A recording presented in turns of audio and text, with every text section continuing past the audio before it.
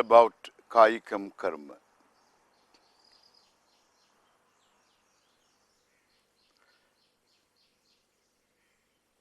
There are elaborate rituals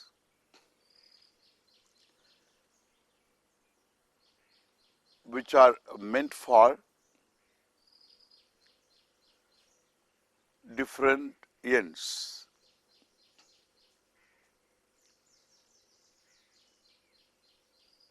After making efforts, understand this well, after making efforts, when one finds oneself not getting anywhere towards the end, desired end, one takes recourse to tapping a source for avoiding the unfavorable hidden variables or neutralizing the obstacles. And therefore, the number of rituals also keeps increasing because the type of obstacles also differ.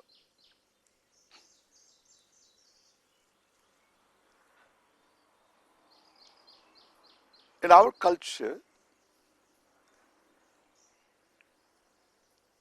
there is a certain appreciation of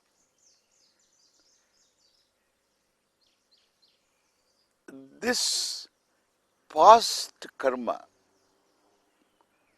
inhibiting our efforts. It is there everywhere. People talk all over the world about the bad luck. But we have an appreciation of this something is inhibiting what I do, so making me miss the bus. So instead of sitting and despair, we begin doing.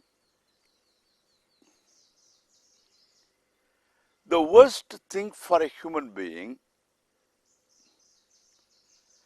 is helplessness. It emotionally paralyzes a person. And therefore, no activity is possible. It destroys the peace of a person too. So this emotional paralysis, it is total, it is not partial paralysis. The whole person gets paralyzed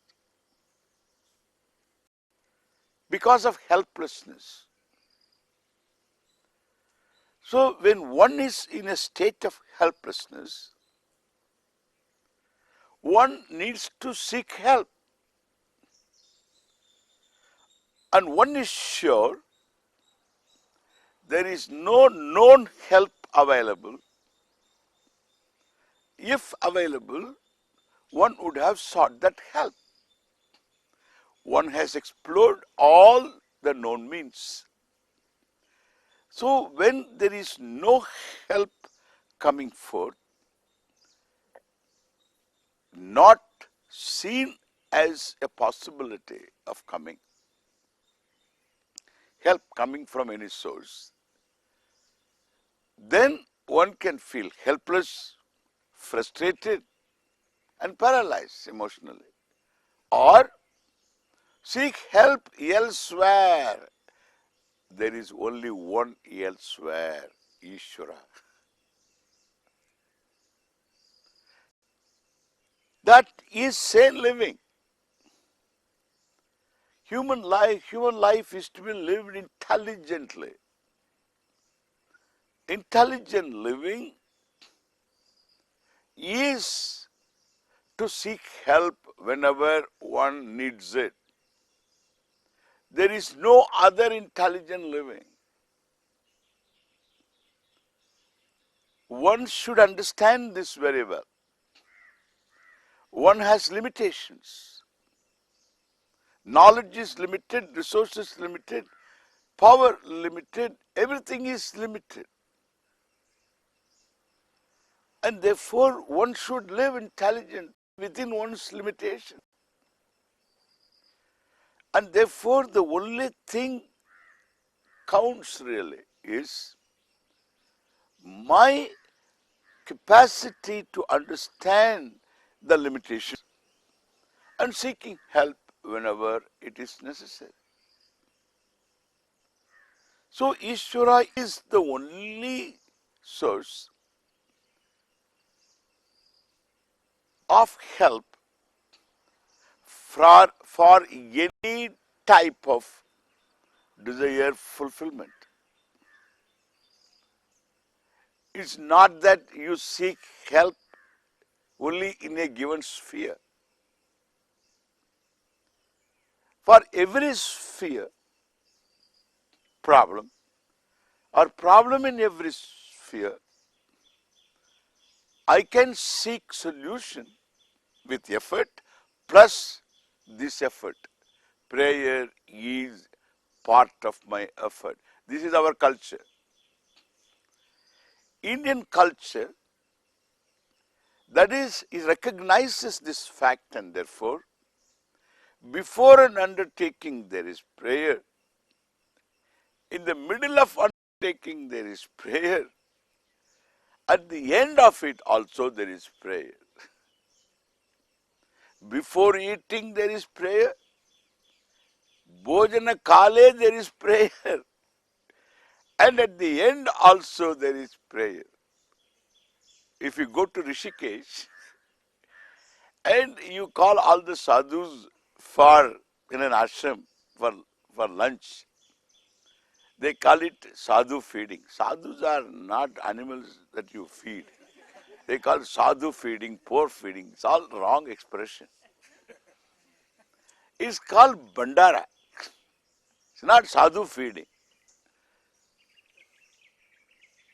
So you call the sadhus and you arrange for the food. And before they begin eating, there is prayer. You can see them singing while stopping, while eating. But they stop eating and then all sadhus one by one will be repeating some verse in Hindi or in Sanskrit. Then at the end also, they all together repeat a customary verse of prayer. And then Namah Parvati Pataye, they all get up and go. What I say, we recognize this. One may not survive even to complete eating. Therefore, Arambe prayer. In the middle there is prayer. At the end there is prayer. The whole life is one of prayer. And it is a prayerful life. The more you understand, the more you become prayerful. Prayerfulness is an attitude. More of this we will discover later. But prayer is an act of prayer, and which makes you prayerful too. And thus I seek help. And that is the reason why we have varieties of rituals and varieties of deities because we have this vision of Ishvara that everything is Ishvara. Understand here, if you say there is one God, you can't have this. Because there is only God, we have many forms of worship, many deities, because I can look at that Ishvara from different aspects, manifestation, in terms of manifestation. Therefore, for rain, I can invoke Ishvara as Varuna.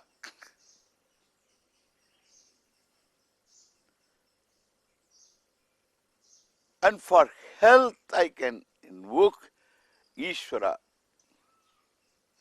in any particular form as Dhanvantari.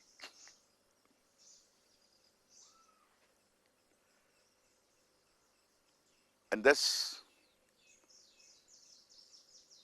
there is no, in our culture, there are not many gods. There is only God, not one God. And I have seen people telling me that there is one God. Don't worship other gods. I hear people telling, there is one God. You should not worship other gods. If there is one God, how can I worship other gods? Eh? Really.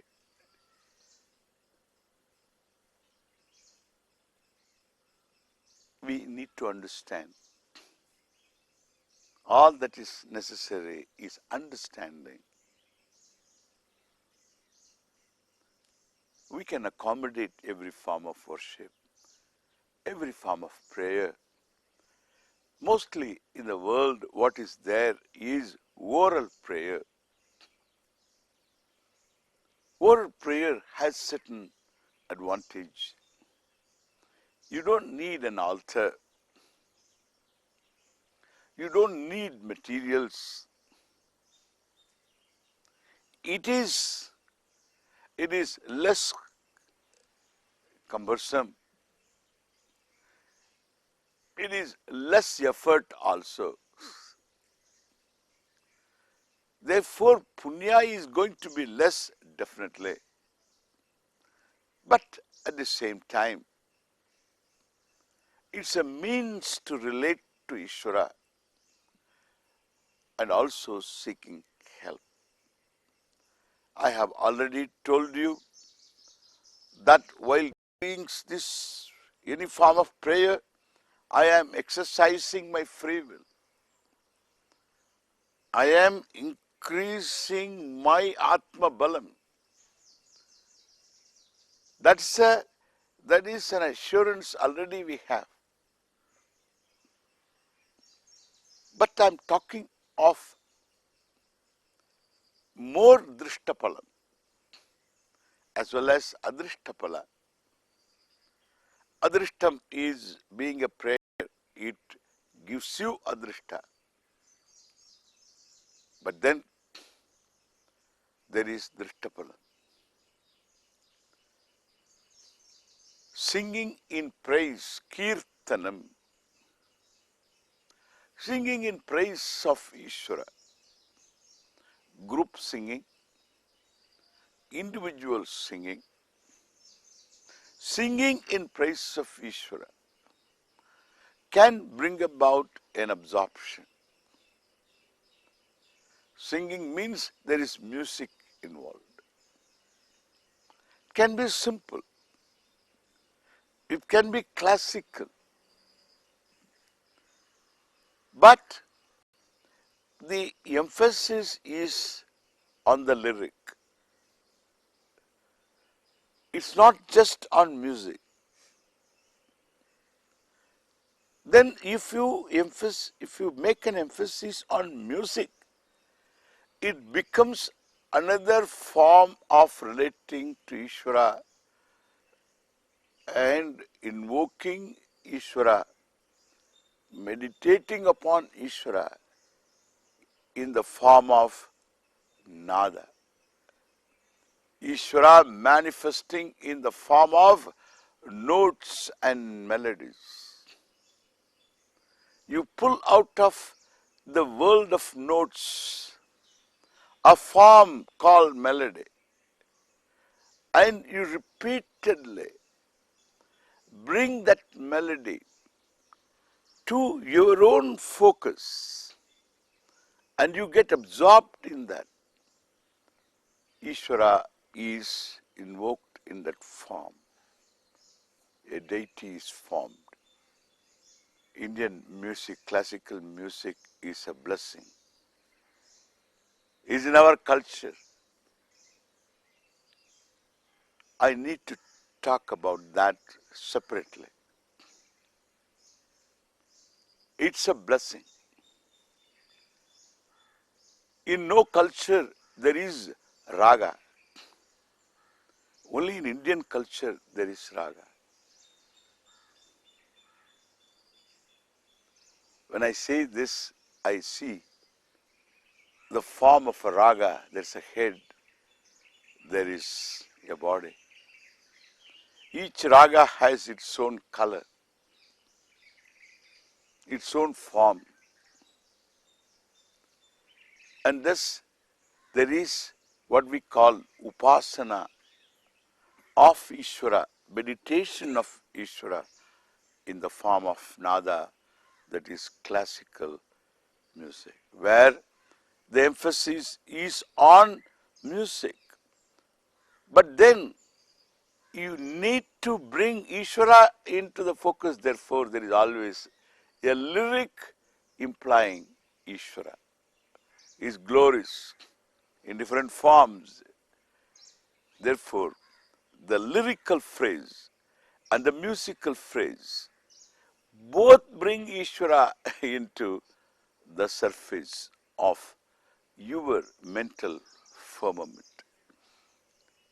And here, in simple form of prayer, Kirtanam implies simple form of music, collective and or individual. That music has got a great capacity to bring about an absorption which otherwise is very difficult to command.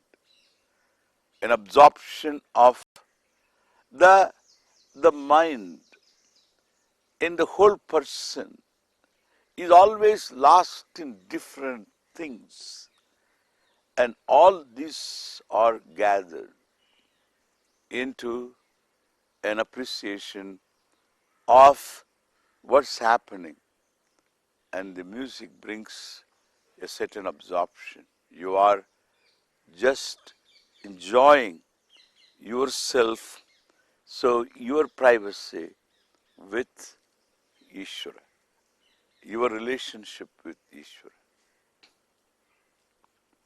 It's a special relationship. It's in this, that absorption is so important. Otherwise, a part of me doesn't work that way. The whole of me should be there. And that's brought about by music. That is why Kirtanam is very efficacious, oral form of worship. There is Drishtapalam. And there is Adrishta also. Because of that absorption, that prayer itself becomes more efficacious. And therefore, there is more result. And so, it's the oral prayer is very effective. Then there is what is called recitation. A song is to be sung, a verse is to be recited. In recitation, there can be a simple form of music, but there is no nothing further in terms of music, just recitation, maintaining a pitch, maintaining a certain measure of time, and there is a recitation that also brings about a certain word absorption, and that is oral prayer, vachikam karma. And there is one more form, chant.